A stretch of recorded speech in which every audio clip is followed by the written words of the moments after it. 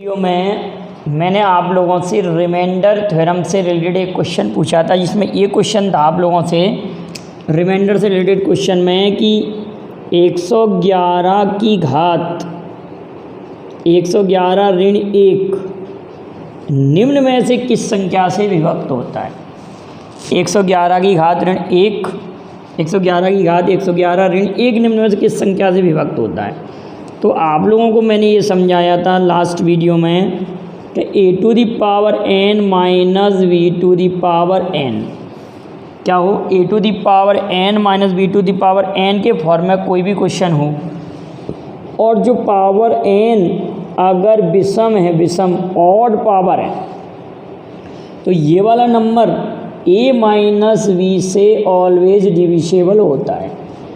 तो अगर एक तो हमारा सीधा सच्चा सा है, एक तो कुछ भी करें, चाहे 0 पावर लगाएं, चाहे 1 लगाएं, चाहे ऋण 1 लगाएं, कुछ भी पावर लगाएं, एक का मान तो एक ही रहेगा। तो क्यों ना हम इस क्वेश्चन को सॉल्व करने के लिए 1 पर पावर 111 लगा दें, क्योंकि हमको पावर सेम लिखना है। तो अब ये value definite a minus V से विभक्त होगी। किससे विभक्त होगी बेटा? a माइनस वी से विभक्त होगी। तो a माइनस वी से डिविजिबल होना माना 110 से डिविजिबल होगा। किससे विभक्त होगा? 110 से होगा। a minus V 110।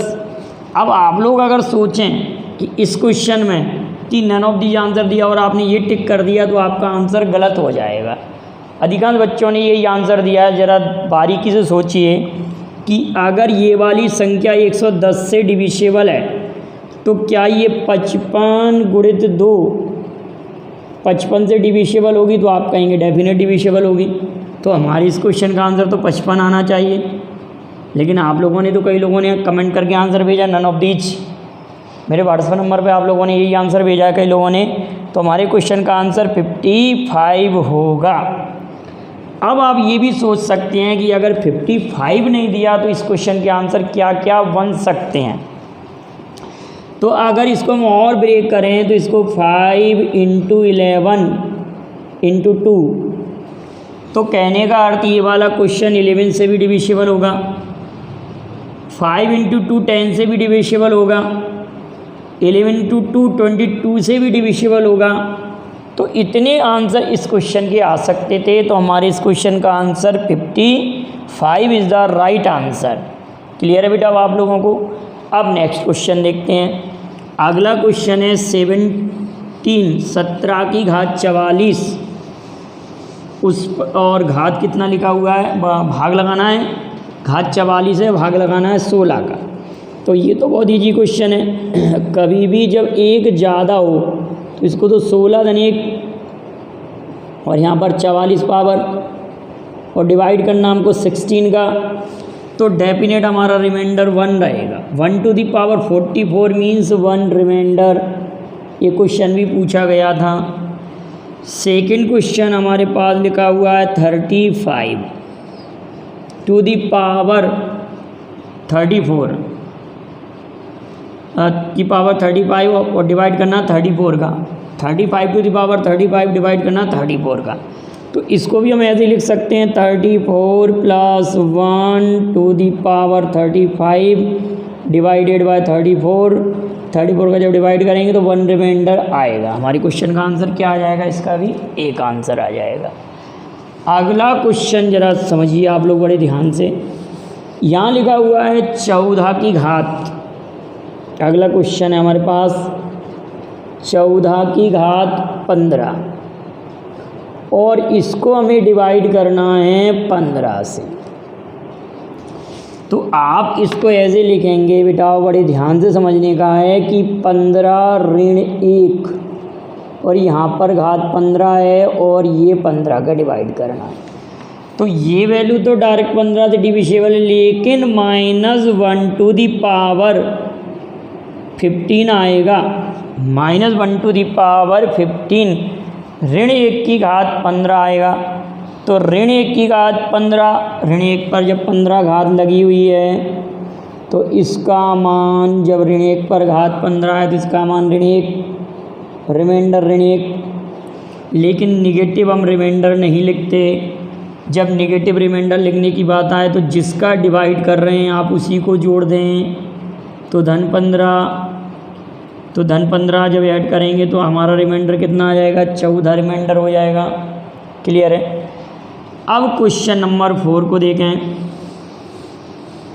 Question number 4, 65 to the power 32, 65 to the power 32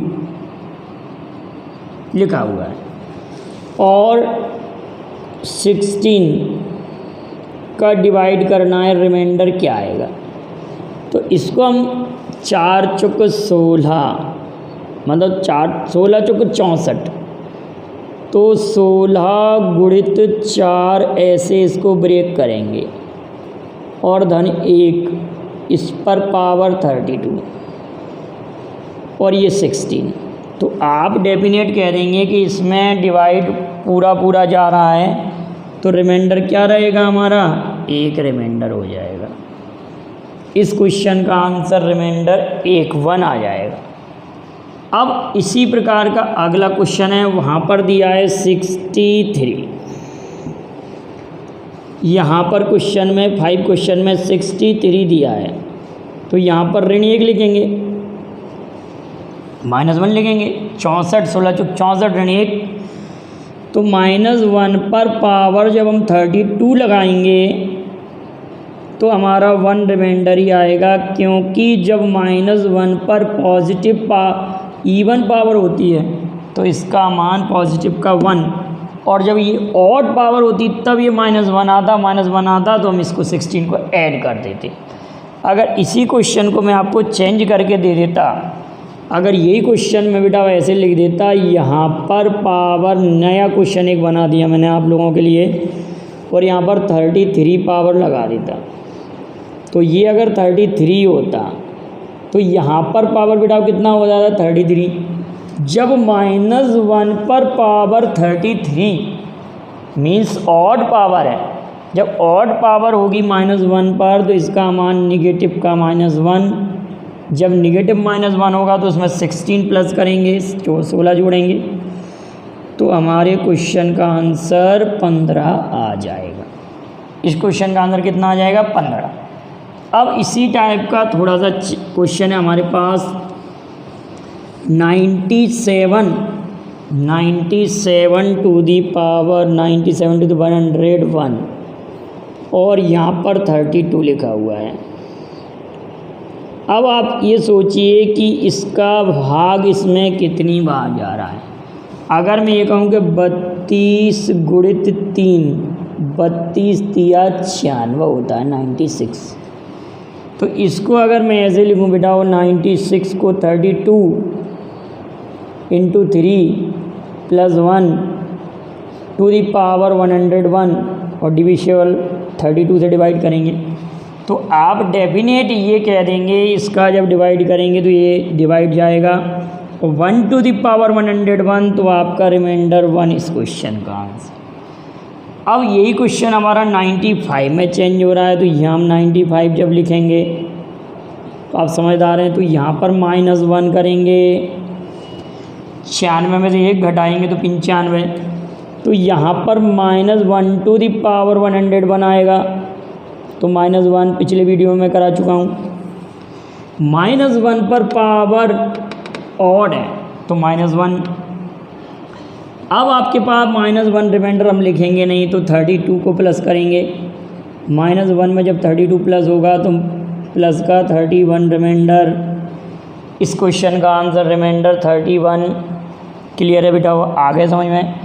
95 to the power 101, लेकिन अगर ये 95 टू द पावर 100 होता, अगर ये 100 वाला क्वेश्चन होता, 7 क्वेश्चन है जैसा कि, तो 100 में फिर इसका रिमाइंडर 1 ही होता, क्योंकि -1 टू द पावर जब 100 आप पुट करेंगे तो डेफिनेट पॉजिटिव आंसर आएगा, तो हमारे क्वेश्चन का आंसर रिमाइंडर 1 होगा।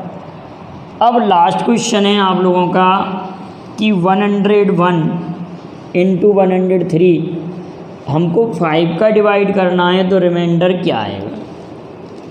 101, 103 और इस 5 का हमको डिवाइड करना है तो रिमाइंडर क्या आएगा? तो रिमाइंडर थ्योरम में ये एक रूल होता है कि अगर आप इसको अलग से डिवाइड कर लें, इस पर रिमाइंडर कितना आ रहा है? इसका रिमाइंडर है +1 और इसको भी डिवाइड करेंगे तो यहाँ पर भी रिमाइंडर +3। तो अब इन दोनों रिमाइंडर का मल्टीप्लाई कर देंगे तो हमारा रिमाइंडर कितना आ जाएगा? 3। रिमाइंडर कितना आएगा? 3। तो अब आप एक क्वेश्चन का जवाब मुझे भेजेंगे 205 इंटू 203 102 डिवाइडेड बाय 20। इसको अगर हम 20 से डिवाइड करते हैं तो रिमाइंडर क्या प्राप्त होगा? आप इसका आंसर मुझे भेजें और इन क्वेश्चनों में भी कोई प्रॉब्लम हो उसको भी लिख के आप भेज दीजिए। जब भी समय मिलेगा मैं आपको सॉल्व कराऊंगा। Thank you very much. जय हिंद, जय भारत।